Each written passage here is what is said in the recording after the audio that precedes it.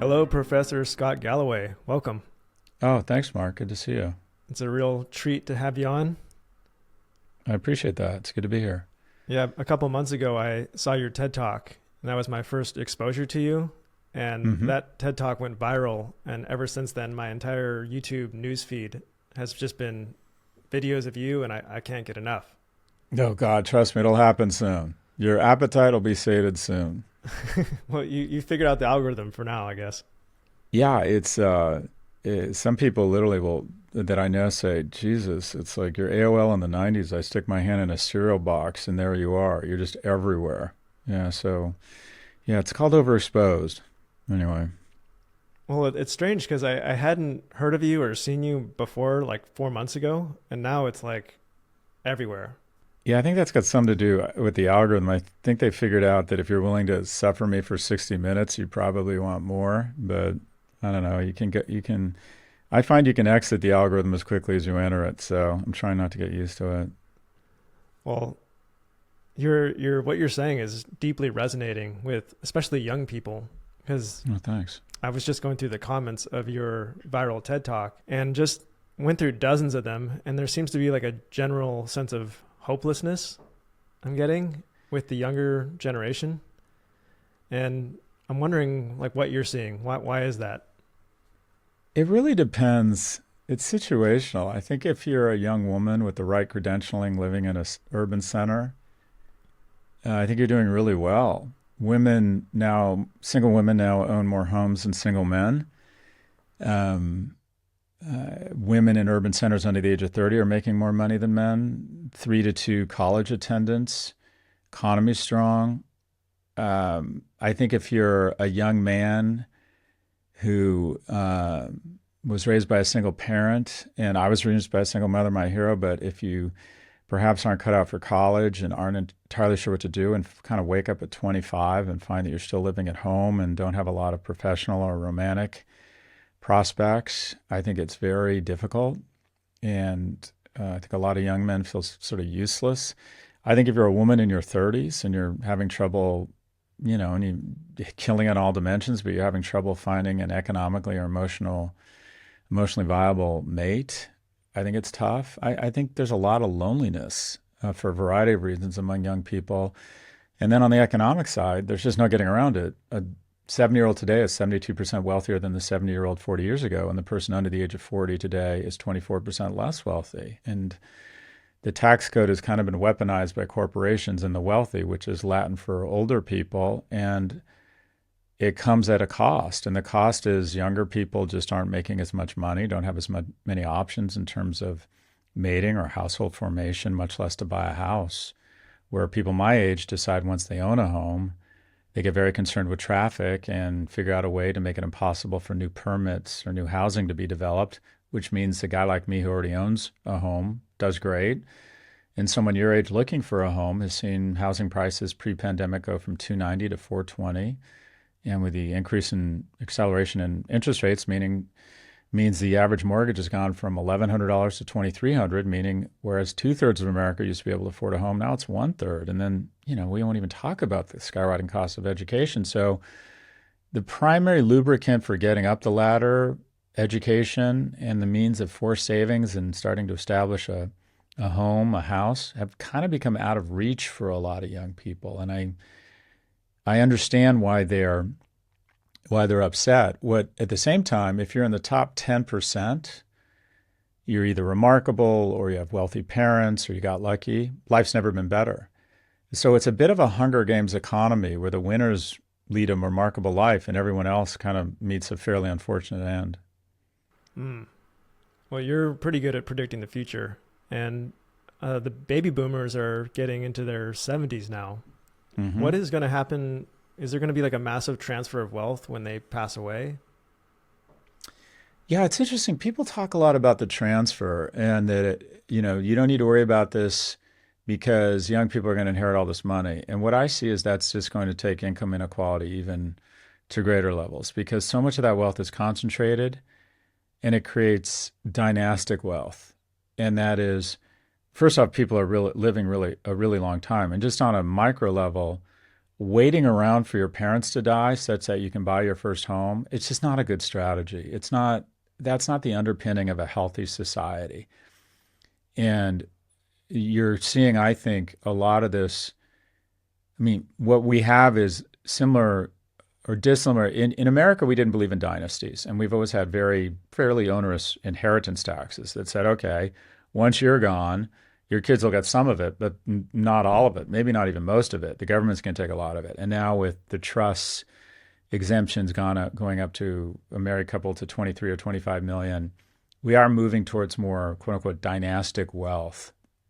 And I think that just creates more and more income inequality and more resentment. So I don't know if that solves for the problem. And I worry that it's a lame or lazy excuse for not addressing the economic and social issues we need, such that people in their 20s feel a sense of independence and pride and economic well-being, distinct of how much money their parents do or don't have. So the great wealth transfer that everyone's talking about, I'm sure it'll happen. I'm sure it'll have effects on the economy, but people are just living so long and it's getting so expensive for them in their health care. My father is not doing well. My father's 94 and he lives in a nice assisted living facility, but he started falling. And so he has to have 24-hour care.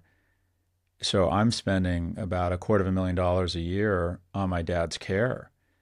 And if I wasn't there, he'd have to pay for it. So I can imagine a situation where so much money is just going to be eaten up by people in the last, they say 50% of your healthcare costs the last 4 weeks of your life. I can see 80% of people's wealth being eaten up in the last 10 years of their life. But anyway, big problems. Could universal basic income be something to solve this problem?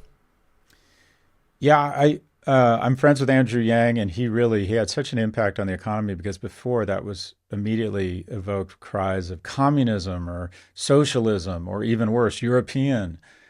And the idea of leveling up a group of people, I think a lot of people have now embraced. And the problem is I don't think it should be universal, and I think it was a branding issue. And I know Andrew told me this. I think they should call it a negative income tax. And that is if your household has less than $50,000 in income, we kind of match, up until that, we match it. And if you'd called it a negative income tax, you would have got people on the right to sign up for it because it would have sounded like a tax cut. But I don't think, I'll give you an example, $6 trillion in COVID stimulus, right? Between the CARES Act and the PPP program, $6 trillion. There's 120 million households. So take the bottom half, 60 million. That's basically $100,000 per household. What if you said to those bottom half, we're going to be $100,000 over 5 or 6 years? What would that have done to childhood obesity, depression, domestic violence, gun deaths, credit card bankruptcies? I just think we could have spent that money so much better, rather than me, the founder of a small company that raises $30 million, and my CFO comes in and says, fill out this paperwork, we're going to get $270,000 in the PPP program. And I said, well, what do we need to get that? And she said, we just don't fire anybody. By the way, no one was ever audited on whether they fired people or not. And I took it to my board because it just felt wrong, and all of us decided we weren't going to take that money. But $270,000, that's the after-school program budget at university high school. But it's getting flushed into the hands of venture-backed companies. I saw the COVID relief is nothing but a chance to make the incumbents even wealthier, because 85% of that money, Mark, wasn't spent. It went into the markets. It went into housing. It went into stocks. So if you owned a house or you owned stocks, your wealth exploded. But it wasn't like people were using it to buy food. And who's going to have to pay it back? You are. And it's not like we're saying now, oh, these have been great years, the stock market's recovered, let's increase taxes to pay down the debt. I feel as if my generation is partying with champagne and cocaine in the club, and the closest you get is you can throw your credit card in, and I'll order some more, and then throw your credit card back with substantially more debt on it. So I think almost everything we do policy-wise ends up being an elegant transfer of wealth from the young to the old. So UBI, yes, but targeted negative income tax. There's no reason that everyone should get more income, in my view. I guess one of my concerns with UBI is that people will end up spending it on things like Amazon, and won't that just make Jeff Bezos even richer? Well, I mean, there's a good and there's bad there. One, if you think about foreign aid, I just talked to, I think his name's Rory Stewart, the former MP. He's a super interesting guy. He has one of the best podcasts in the UK called The Rest is Politics. And he was in charge of kind of foreign aid for the UK. And he came to the conclusion we'd be better off just giving them money. That we set up these huge apparatus and programs to make people feel good about themselves, and like 10, 20, maybe 50 cents on the dollar actually ends up getting there and doing what it's supposed to do.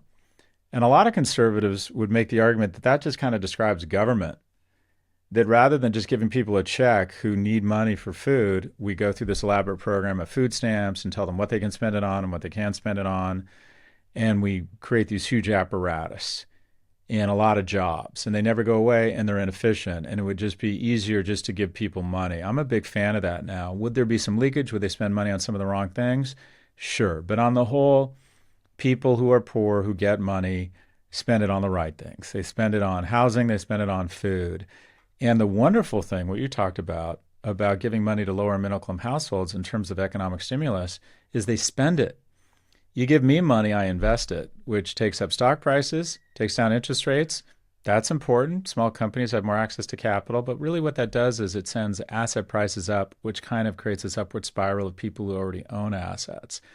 When you give lower middle income people money, they spend it all, and it creates a multiplier effect, which is actually quite good for the economy.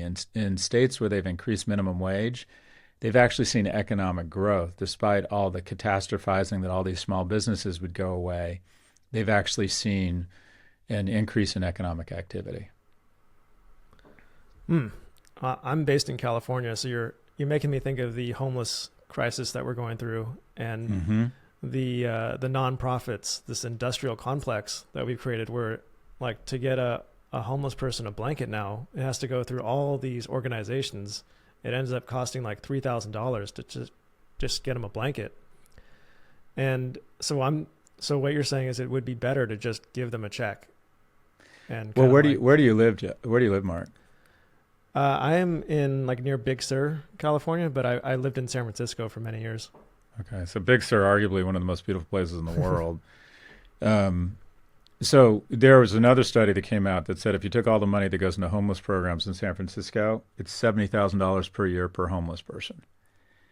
And you think, okay, and by the way, when we talk about homeless, if you talk to civic officials, they say hands down the most difficult issue they have to deal with is homeless, because you're not talking about, you are talking about a lack of housing, but you're also talking about veteran affairs, you're talking about drug addiction, you're talking about mental illness. And so I'm not sure, I'd like to think, okay, don't get rid of all these programs and just cut everyone a check for $35,000 a year for rent. I think you might actually find the homeless problem might be better, but I don't know if it solves it. I don't know if that's the right way to go about it. There probably does need to be some targeted programs around building more housing, mental health. You also have a moral hazard problem where I think probably a lot of homeless people end up in certain neighborhoods, in certain areas where, quite frankly, they know that there's more resources, and the government and the local community is more, empathetic. So I think this is a hugely, hugely challenging problem. I'm also sympathetic to taxpayers. I spoke to a woman the other day who lives in Tribeca, New York, and she said, I pay, she said, property taxes, I pay $140,000, it's a wealthy woman, she's like, I pay $110,000 or $120,000 a year in property taxes. I just don't think there should be a homeless person masturbating on my street.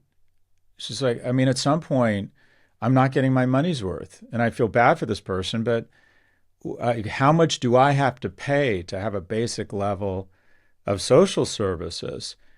And so I think this is a hugely complex problem. I do think that, and I'm starting, as you get older, I don't know if I'm becoming more Republican. I think we need smaller government, and I think I'm now of the mind on a lot of instances around social help or social programs, we'd be better off just cutting people a check and getting out of the way. than creating this huge infrastructure of jobs and programs that never go away and also skim off a bunch of money.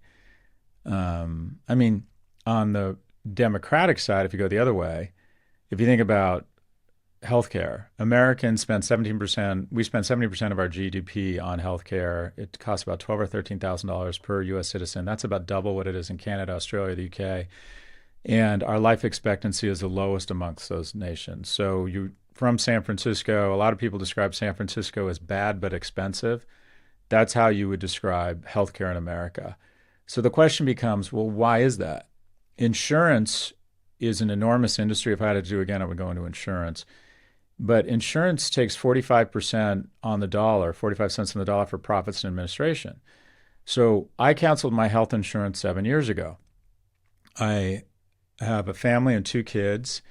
I'm a narcissist, so I wanted the gold-plated, go to any doctor anytime healthcare plan, and it was $55,000 a year. I canceled it because I can absorb any healthcare costs at this point in my life. And people immediately think, oh, you're a bad parent not having health insurance. I'm like, no, I can afford any healthcare risk at this point in my life. I've saved $375,000 over the last 7 years. That'll buy a lot of healthcare. So yet again, health insurance is for people who can't afford the big one, which again is another transfer of wealth from the young to the older, from the poor to the rich, and especially people your age. Because, Mark, I would bet like you go to the doctor once every couple years probably. I mean, young people, except when they have babies, don't need the American healthcare system. They just don't need it. And so they ultimately end up subsidizing seniors. And the insurance industry and the kind of medical industrial complex has weaponized government to such an extent that we have a healthcare system that's twice as expensive and less effective. So just as I'd like to see government get out of the way in certain instances, in certain social programs, I'd also like to see the private sector get out of the way of healthcare. I don't think it's any more efficient. I think it's incredibly inefficient. And I think there's been enormous regulatory capture that comes at the expense of consumers. Our healthcare costs are just totally out of control in the U.S. Yeah, I've heard the case that if we were to have free healthcare for all American citizens, we would have to put the military around McDonald's. We have so much freedom that you can't possibly also support, if you have such an unhealthy diet that people can access, you can't then also have free healthcare. Would we then need to limit people's freedom on what they could eat if they wanted free healthcare? Well, I mean, with respect to what people eat, 70% of America is overweight or obese. So whatever we're doing now isn't discouraging people from going to McDonald's. I think a third of America eats at McDonald's every day. So whatever we're doing now isn't exactly standing in between them and Jack in the Box. So, it'd be fun to have a magic wand. If you price beef and gas to their externalities, steak would be $20 a pound and gas would be $12 a gallon. And a lot of places do that. One of the ways to reduce massive healthcare, depression, diabetes would be, to price it such that people were really encouraged to go to a plant-based diet versus a meat-based diet. And the problem is there's just so much money in it because PepsiCo, Coca-Cola, McDonald's, whatever it is, want to get you addicted to this shitty, sugary food when you're young because it's very high margin and it's addictive and it tastes great. And then they can hand you off to the industrial diabetes complex where you're going to spend $10,000 or $20,000 a year on pharmaceuticals and kidney dialysis and hip replacements and knee replacements. So there's just so much money along the way to be captured by corporations so they say to people who are obese, you're finding your truth. And that to have the Presidential Fitness Awards is fat shaming. I have empathy for people who are overweight. Some people are just born that way. We need to figure out a way to get people in food deserts the money such that they can eat well. But absolutely, we should be pricing the shit out of beef. Absolutely, we should be celebrating fitness. Absolutely, we should not be romanticizing obesity. You want to predict, one of the strongest predictor of adult depression is if the kid is overweight. So what I find is that, obesity is the pandemic every year that kills more people than COVID ever did. But here's the thing, there's a lot of money in it. So we continue it, and it's become normalized. It seems like the incentives are very distorted, and they gear us towards being addicts. Is there any way to kind of reroute those incentives and get us healthy and making money at the same time? I mean, that's a big question, but I mean, think about, do you have kids, Mark? I'm about to. Oh, really? Yeah, Oh, in a few weeks. congratulations. Thanks.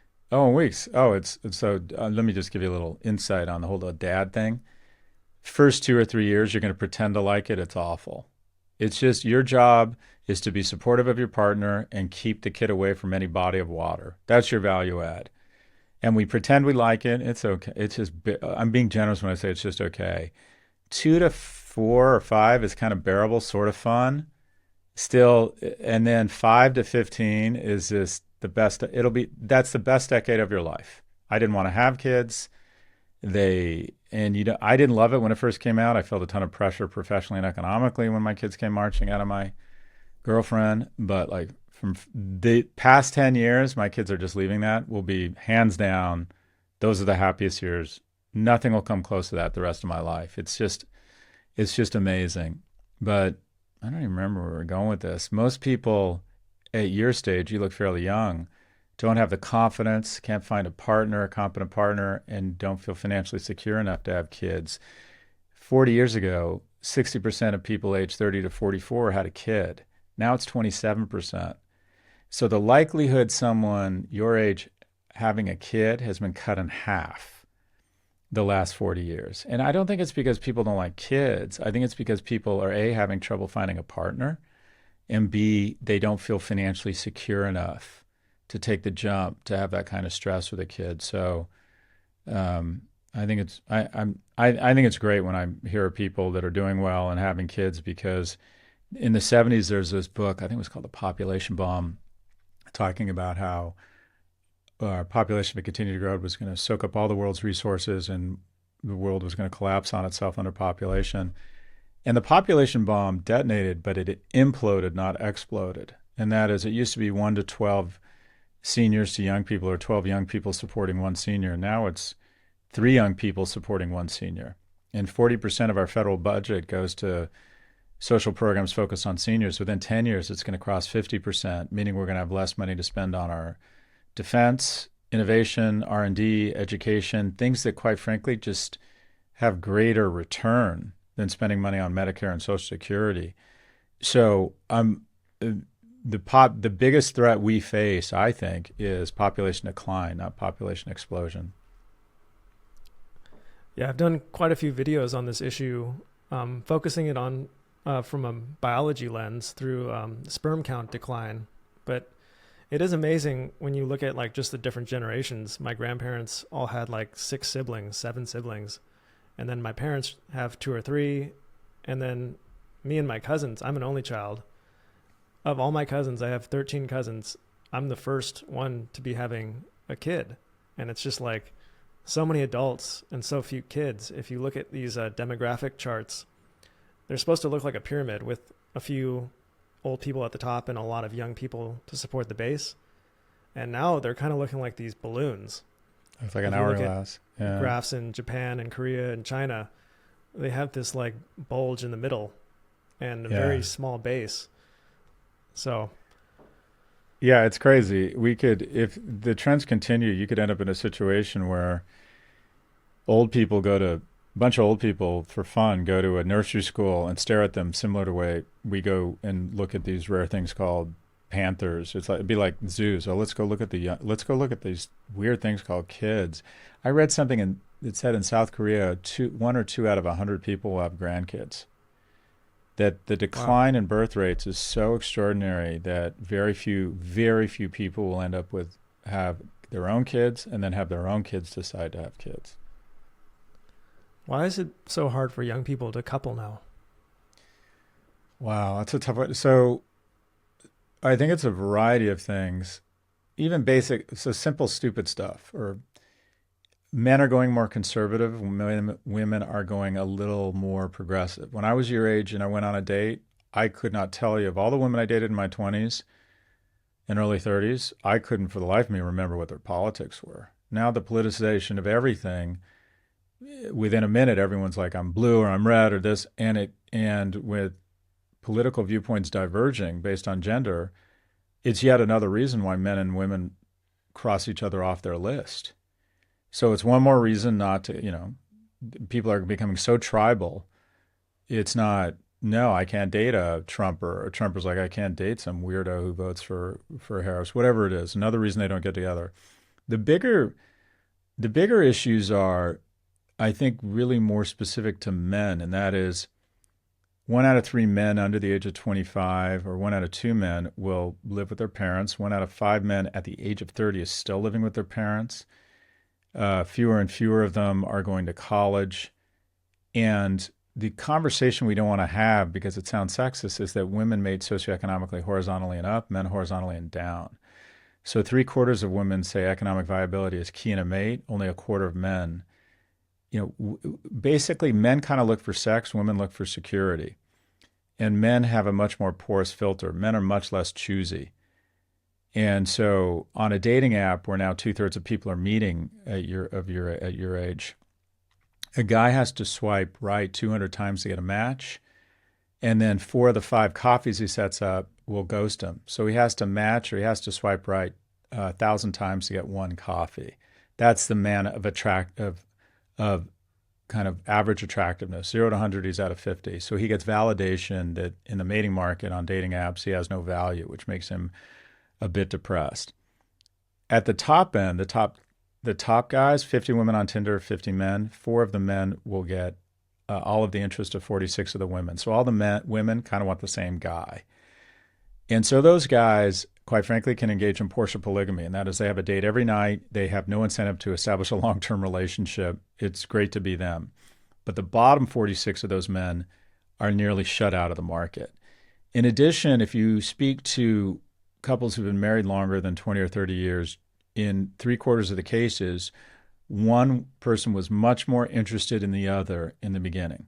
And usually it was the guy that was more interested. Women have a much finer filter because the downside of pregnancy or sex is much greater than it is for men. But what happens is, over time, is the man was able to demonstrate excellence. I liked the way he smelled. I liked his hands. I liked how kind he was to his mother.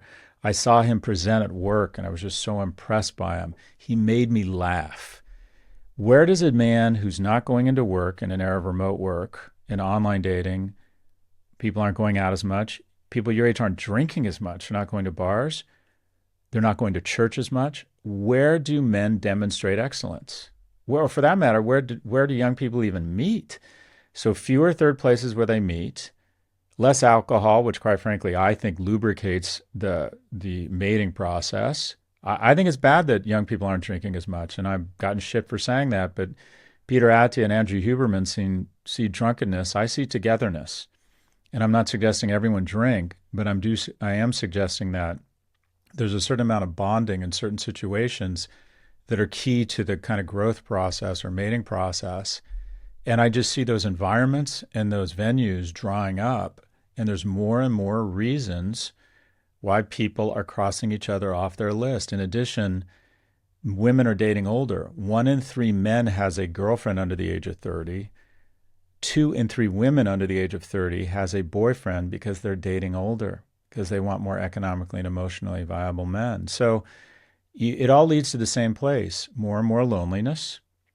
Young men feel isolated, sequestered from society. The deepest pocketed people and companies in the world want to convince them they can have a reasonable facsimile of life in their basement.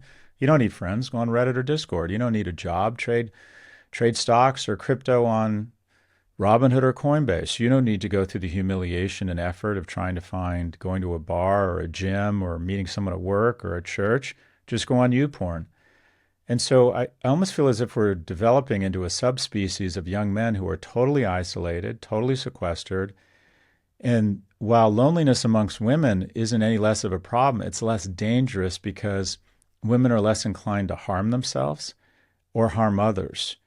And they also do a better job of maintaining social connectivity or social capital without a romantic relationship. They have friends, They usually do well at work. They pour their energy into work. When a young man doesn't have the guardrails of a romantic relationship, he kind of starts a path to becoming just a really shitty citizen. Whether it's not showering or being more prone to conspiracy theory or starting to believe that it's a woman's fault, much more prone to misogynistic content.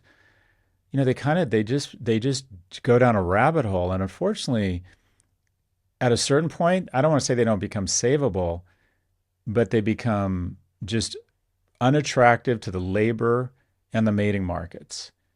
And they don't get any momentum in their 20s. They lose confidence, and they just sort of become almost unsavable, if you will. And we're producing way too many of those men. Yeah, I totally agree. And it seems like I've seen a lot of videos of women saying what they desire in a partner, and it's like 6'2", makes over $100,000 a year, and it's these boxes that maybe only 0.5% of the population checks. Yeah. And I guess that means that 0.5% of the population is getting tons of women. And so, like, why would they ever settle down? Because they have so much, they're exactly at a buffet. Right. That's exactly right. It's a little bit unrealistic, the standards. And one thing I'm concerned about, I think it's relevant to this conversation, is AI girlfriends. I think these guys that get lost in the internet, I think AI girlfriends are right around the corner. What do you think about that? Oh, they're here, and they're pretty sophisticated. And it's like three-dimensional porn. There's projections that the sex doll industry, if current movie theater trends if box office receipts keep going down, they think that in 5 to 10 years, the business of selling sex dolls is going to be bigger than the motion picture business. Men have just decided to engage with an algorithm and an AI girlfriend. The number of searches for AI girlfriend has exploded, and men are basically deciding to have relationships with it's kind of the movie Her come to life with Joaquin Phoenix. And so it's, you have this group of men that's just sort of peeling off from society and giving up. And you can't tell women to lower their standards. That's not helpful, and it's not going to work. But where does a man demonstrate excellence, or where do we even get them together? I'm a big fan, just moving to solutions, I'm a big fan of national service. And that is giving young people, a chance to meet people from different economic backgrounds, different ethnicities, different sexual orientation, and spend a lot of time together. And I work with a lot of Israeli companies. You find a lot of co-founders met in the IDF, a lot of friends, and a lot of mates. I was just in Israel, and I went to the Nova Nova Festival Memorial, and I had a chance to meet with about a battalion or a squadron, I don't know what the term is, of IDF. And they're all these young, fit men and women. And you just got to think they're just making a ton of friends. There's probably a lot of dating going on there. And they're serving in the agency of something bigger than themselves. And they're learning discipline. They're learning community. They're learning responsibility. I mean, these kids are up at 7 a.m, running, working out, loading and cleaning their gun, learning a skill. I think national service would be, that's something I've really kind of leaned into.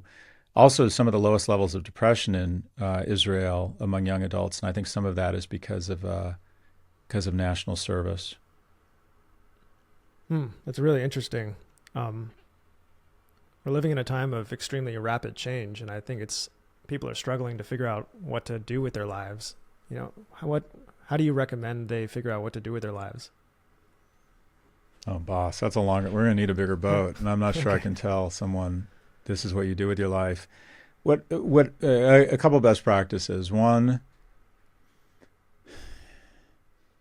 the world, it's about doing. The night before, if you're kind of stuck, make a list of just things you have to accomplish. How do you eat an elephant? One bite at a time. All right, tomorrow I'm going to get up, I'm going to work out, I'm going to email 3 people about a potential job, I'm going to, whatever it might be, read up on this, try and start taking a class, just every day start creating habits. And I'm also going to try and find a kitchen cabinet of people who can help me and advise me. It might be one of my parents, it might be a friend, It might be one of my parents' friends, and I'm just going to start asking for advice. And on a regular basis, I'm going to ask for advice and for help. It is hard to do anything alone. It's hard to read the label from inside of the bottle. If you're a young man, what I do when I coach young men is I say, unlock your phone. I'm not going to judge you. And I find 8 hours in their phone. Super easy. TikTok, Twitter, porn, Coinbase. Easy to find 8 hours a week. And I say, we're going to reinvest that capital. I mean, you're rich, except your capital is time, not money. And people my age who are older and have economic security, I'm jealous of that. I would like more time. So you think of yourself as rich, but you got to be smart. You got to think like a billionaire in terms of your capital and how we're going to invest your capital. And you're going to take 8 hours out of this bullshit that's not getting you any ROI. And we're going to allocate it to 3 things. The first is we're going to get fit. We're going to spend at least 3 hours, if not 5 hours a week, trying to get really strong. And I always say to young men under the age of 30, you should be able to walk in any room and know that if shit got real, you could kill and eat everybody or outrun them. And then 2, we're going to spend time around other people, church group, softball league, riding class. You have to get out of the house and be in the company of strangers. And then finally, we're going to start making some money. I don't care what it is. Go to the CVS, get a job. Go to Panera Bread. They're paying $18 an hour to start. Turn on your phone. Do you have access to a car? And do Lyft or Uber.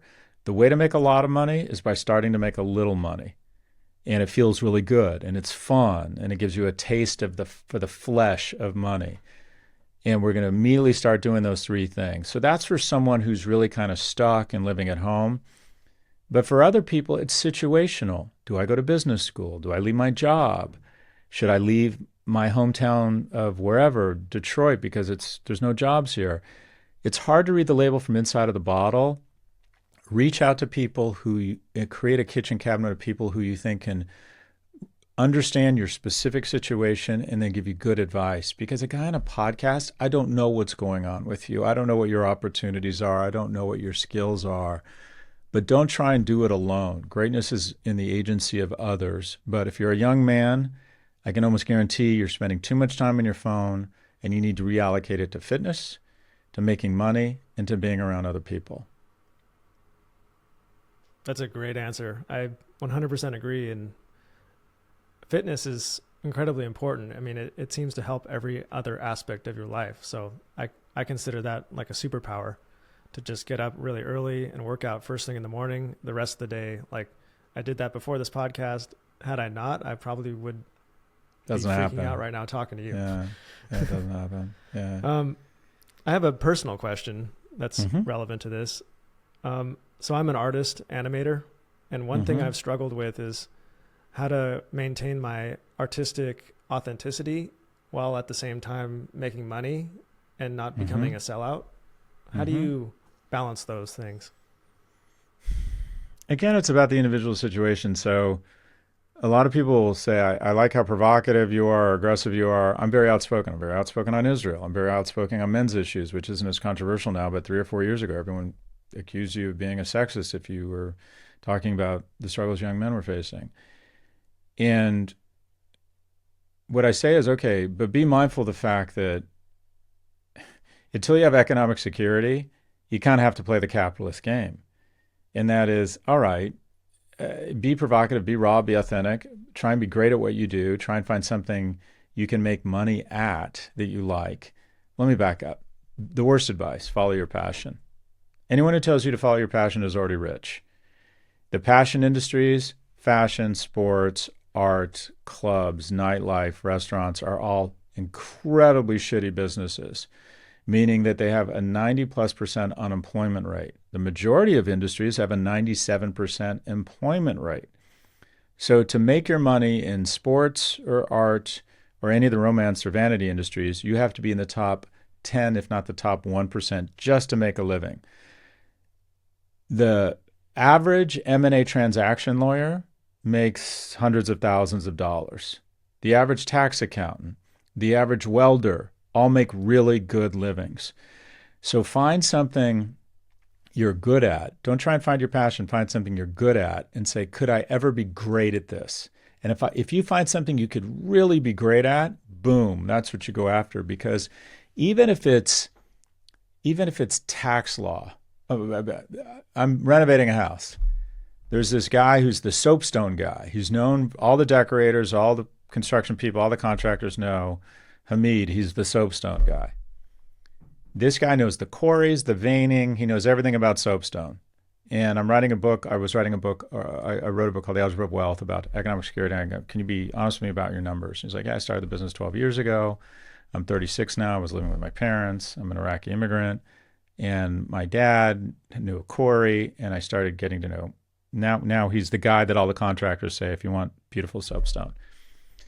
He does 2.1 million pounds a year in business. He has a staff of 5, and he clears about 800,000 or 900,000 pounds a year for himself. Getting great at something and making a lot of money, the prestige, the camaraderie, the economic security, the accoutrements that go along with being great at something will make you passionate about whatever it is. So your job is to find something you're good at innately that you could become great at. And I never thought I'd be passionate about analytics, but analytics and business intelligence have just built a great life for me. And I have better healthcare, more opportunities for my children, a broader selection set of mates than I deserve because I started these analytics companies, which has made me passionate about analytics. And when someone asked me what I wanted to be when I was 15, I wanted to quarterback the Los Angeles Rams. So the first thing you got to do is try and figure out in your 20s, how do you workshop to find something you're good at? And by the way, and then also what I'd say is forgive yourself. I got a great job. I got a job with Morgan Stanley, which was my dream in investment banking at UCLA. I was bad at it and I hated it. And so I left it and I spent a year kind of living at home with my mom, and I applied to business school and I was really depressed. I'm like, got this dream job and I'm a failure because it didn't work out. The majority of us will not find that first thing in our early 20s. It takes a while. So if you haven't found something, ask yourself honestly, am I not good at it? Is it not for me? Or is it just work? Sometimes you got to persevere, give everything a couple years. But if it doesn't work, forgive yourself. That's okay. The majority of people who are really successful didn't start out in their industry. They started out in something else. And then really invest in relationships young. Try and help other people when you're in a position to help them. You find a job opening or hear about a job opening in your company, immediately rifle through, who do I know that I'm friends with that would be good at this? Because you want to make allies along the way. One of the myths about billionaires or wealthy people is that they crawled over other people to get there. No, they didn't. Generally speaking, wealthy people are high character people who are put in a room of opportunities when they're not even in that room, because they have helped enough people that other people really want to help them. And that help, that check-in, that care when you're young, it's like investing when you're young. It grows into something huge when you're older. The people who I was nice to and I was generous with and were generous with me when I was in my 20s are now lifelong friends for me. And so there's an opportunity when you're young to make small investments in relationships, but your job is to workshop and find something you're good at innately and that you can become great at, hopefully in a non-romance industry. Because in a non-romance industry, all you have to do is be in the top quartile to make a really good living, maybe even the median. There are 180,000 people in SAG-AFTRA, the most talented actors in the world. 83% of them last year didn't get health insurance because they didn't make more than $23,000. So if you want to be an athlete or a model or an actor, fine. I don't want to crush your dreams, but set up benchmarks that say, if I'm not in the top 10% right away and I don't get flashing green lights that I'm in the top 10%, I'm going to try and find something else that I could be great at in an industry that has a 90+% employment rate. That is fantastic advice. It seems like one big hesitancy that people have about pursuing their career or their dreams is AI. AI is disrupting careers so quickly that it's hard to know where to stand. Are there any career paths that are kind of protected from getting disrupted? I think there's a general sense that people are trying to guess what industries it's going to disrupt. Like I'm not sure you want to be a radiologist right now. Or a mediocre lawyer. AI is definitely going to take a lot of jobs. But here's the thing. Your job's not going to be taken by AI. It's going to be taken by someone who understands AI. So if you're a mediocre podcaster, AI is going to figure out a way to take good podcasters and take a script and put out a mediocre podcast from Mark, right? And but what you want, how you prepare, is the following: start playing with AI every day. Every day, go on Midjourney, go on Claude, go on ChatGPT, start asking a question, I just had an MRI on my shoulders. I uploaded the MRI and said, what's going on? What's the diagnosis? I upload a board deck to present to investors, and I say, what questions are they going to ask?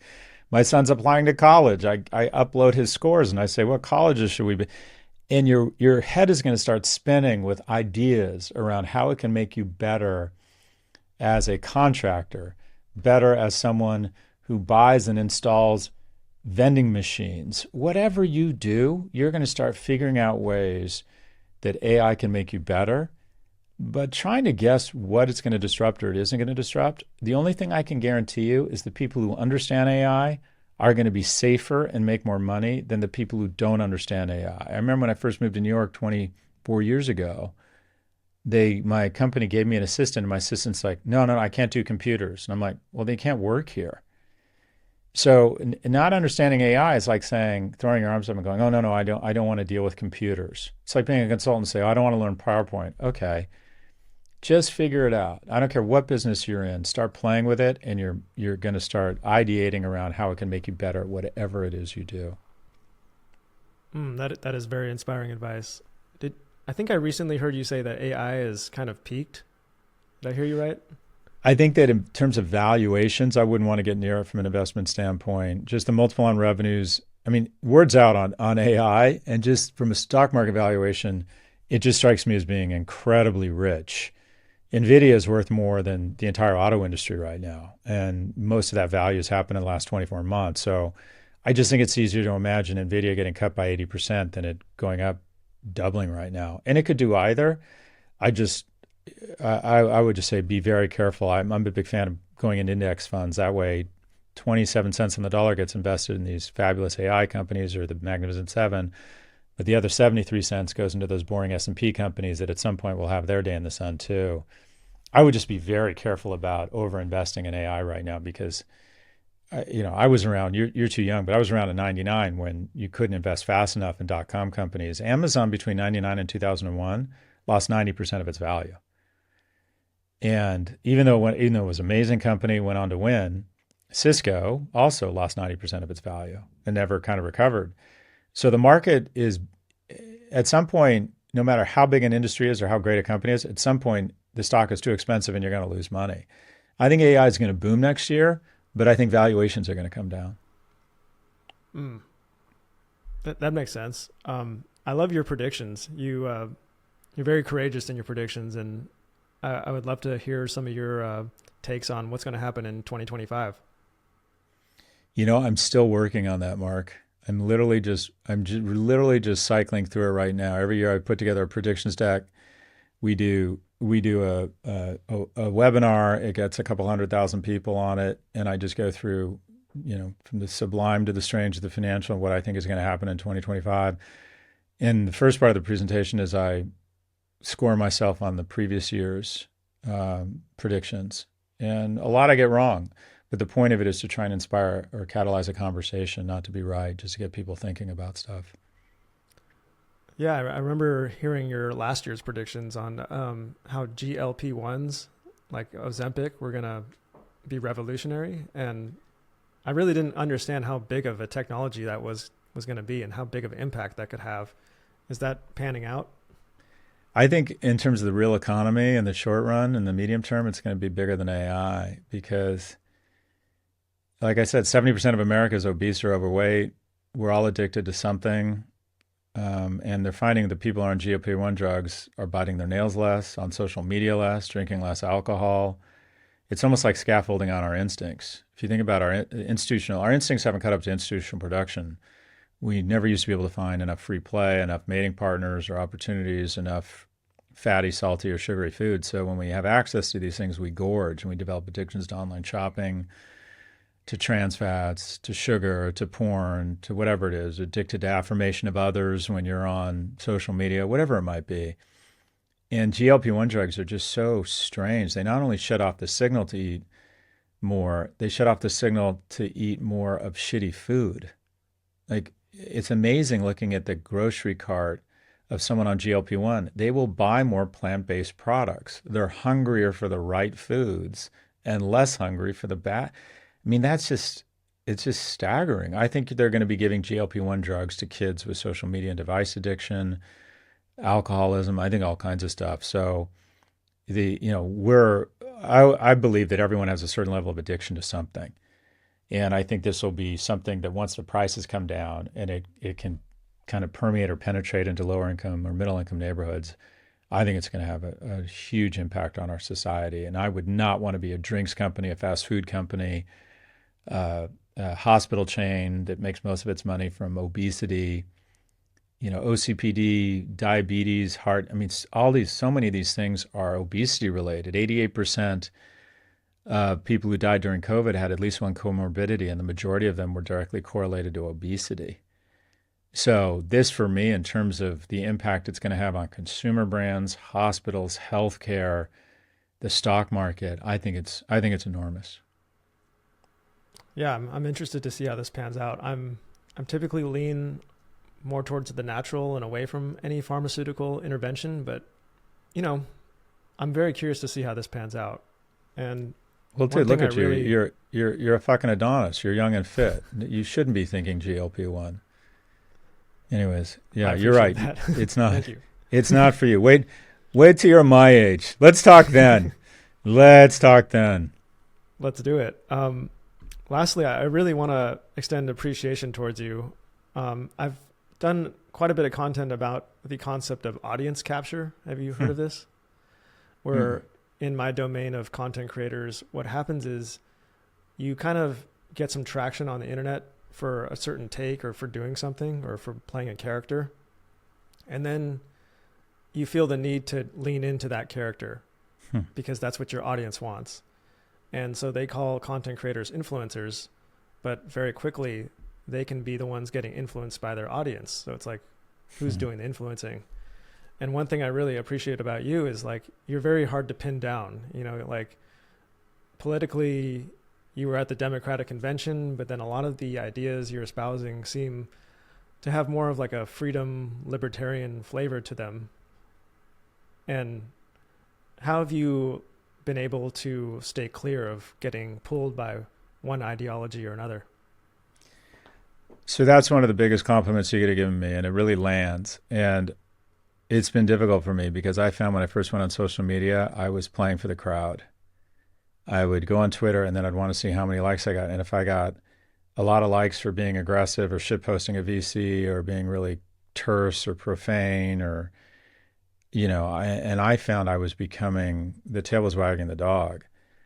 And I would delete tweets or things that people push back on. And finally I thought, what's the point of economic security and having people in your life that love you unconditionally if you aren't willing to say controversial things, knowing that your audience is going to be disappointed or upset?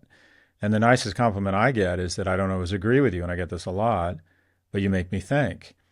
And I write a newsletter every week, and it has 500,000. And sometimes I finish it, and I'm like, oh my God, my audience is going to hate this. They're just going to be so offended by this because it's tribes, right? George Carlin said that individuals are wonderful. It's when they start to clot. And so I consider myself a progressive, and progressives feel a certain way. This is how you're supposed to feel about Vice President Harris. Period. You understand the assignment. There's just a certain narrative that you become an apostate if you don't sign up for it.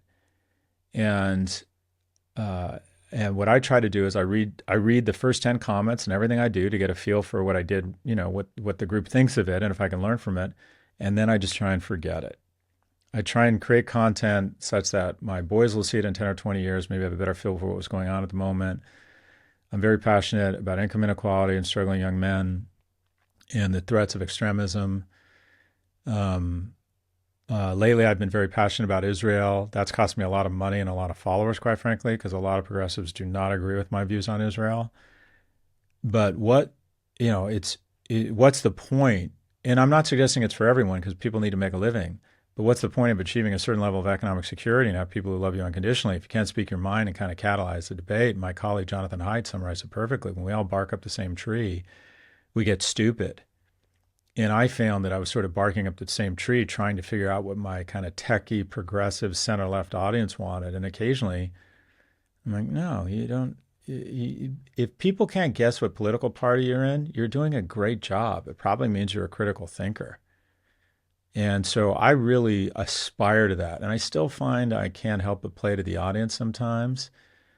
But there's nothing wrong with being wrong or getting it wrong or having your audience get upset at you if you're not doing it solely for money. And I'm no longer doing it solely for money. It's a real position of luxury. And my heroes have all been able to do that. Muhammad Ali, when he was drafted, refused to be drafted. They said to him, you're going to go on a USO tour, you're going to do a rope-a-dope with Bob Hope, we're going to pin a medal on you, you're going to come home a hero. And he said, nope, I'm not going to let a bunch of white people continue to send black people to kill a bunch of yellow people that I have no beef with. It totally violates my Islamic beliefs. They stripped him of his gold medals. They bankrupted him. They sought the IRS on him. I mean, just kind of ruined his life. Had to borrow money from Joe Frazier, and they hated each other. And who do we ask to light the Olympic flame at the 1992 Atlanta Olympics? Him. So as long as your heart's in the right place and you believe what you're saying, even if you get it wrong, over the long, medium and the long term, on the short term on Twitter or on Threads, whatever, you may get lambasted. Over the medium and the long term, those are the people we love. Those are the people that move the needle. And what I would say is as soon as you're in a position, and hopefully sooner, to just say, this is what I believe. I might have it wrong, but this is what I believe, regardless of what my tribe or the people, the followers I've aggregated. That's the point. That's how we make progress. I think that's a great strategy because the people who do stick with you know that they can trust that you're being authentic and you're not captured. And in your position, you have a big platform and financial security, but for a lot of people, they don't have that. And so they're sitting, maybe they work at a college and they're sitting in a room where some agenda is being pushed forward that makes zero sense. And they might want to stand up and say, hey, wait a second, this is concerning. But they're looking at the pros and cons of getting up and speaking the truth or their beliefs. And they're saying, I could lose my job if I say this, like, what do you say to somebody who doesn't have any power or authority? They probably feel like they can't speak their mind as much. I would say that everyone has to assess their own risk profile. And if you have a husband and kids, and I mean, I face this. University campuses have just become so. I consider myself a progressive. They just became so intolerant of certain types of thinking. They became very non-diverse places in the pursuit of what they thought was diversity. And what I would tell as a young faculty member is just pick your fights. Maybe this isn't the hill to die on, or just, I don't know. I think economic security is really important. It's fun and bold to say, speak your mind, be a leader. It's worth the cost. Well, okay, if you got bills to, easy for you to say, boss, I got a mortgage to pay. So again, I think it comes down to a kitchen cabinet. And I think you always want to be polite and data-driven. But I think occasionally pushing back and not making it personal and saying, I don't think this is correct and this is why. I think people respect that, especially in a academic institution where we're supposed to pursue the truth. I've said some very provocative and quite frankly, some stupid things sometimes where the dean and the chancellor gets a call from angry alumni and people complaining about me. And at the end of the day, they have always protected me. They've said, look, we're here to provoke. So, but you have to assess the situation. If you're at a company, just keep in mind, they get to hire and fire whoever they want. So, and look at your economic responsibilities and find people you can talk to and get advice from. But I think if you disagree and push back in a thoughtful, respectful way, you never personalize it, you're data-driven, your heart's in the right place, you're not pushing back just for the sake of pushing back, I think people respect that. Also, something I've tried to do as I've gotten older is I do try to surround myself with people who on a regular basis disagree with me. Because I understand how healthy it is, and I understand how it's so easy it is for me with a guy with my ego to start believing my own press. So in the short term, I absolutely want to fire them, and by the next day, I realize how important they are to the organization, and that I keep those people around. Yeah, that's great advice. It's so important to talk to people that are on the other side of the aisle, and you have to learn your opponent's argument better than your own. That's how you learn and win a debate. But There you it's go. not necessarily about winning. It's about 100%. building bridges. Anyways, I really appreciate your time. I'm incredibly grateful that you said yes to this. It's a real honor, and I look forward to checking out your books and checking out your podcast. Well, I appreciate it. Best of luck to you, Mark, and congrats on your success.